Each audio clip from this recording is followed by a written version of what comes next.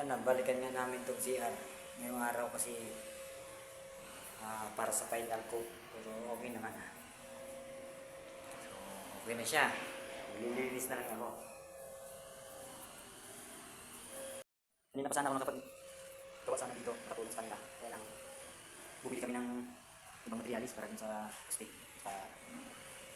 Yung para dito sa area. Kulang pa kasi ako ng primer. Kailangan ma-primer muna bago nila itapon. Medyo hassle.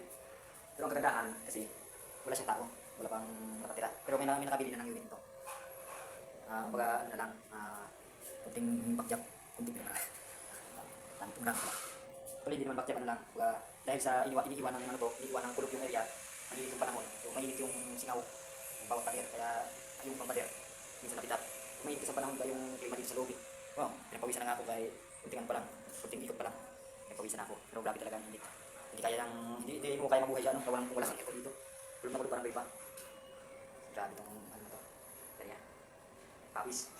May pawis nga dito sa ito nung ginagawa to. Sige, maglinis muna tayo guys. Siyempre, unahin ko na dito sa ano, sa Sierra. Okay, sabi ko pa. Ay, hindi mo na.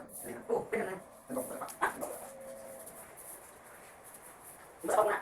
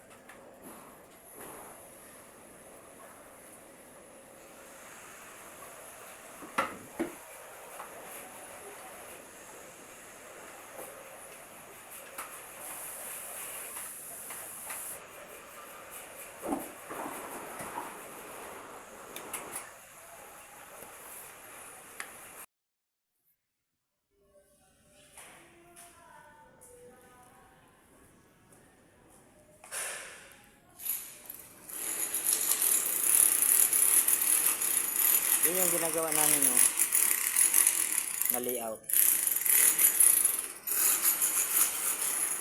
Gagawin ko pala dito track.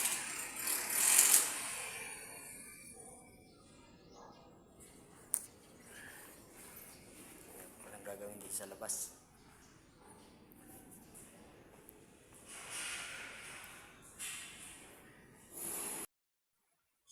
So ayan, pinagpawisan na tayo ng konti.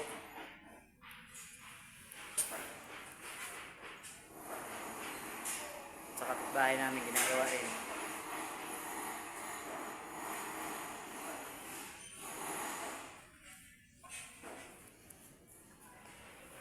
So, dito na lang muna. May gagawin pa tayo.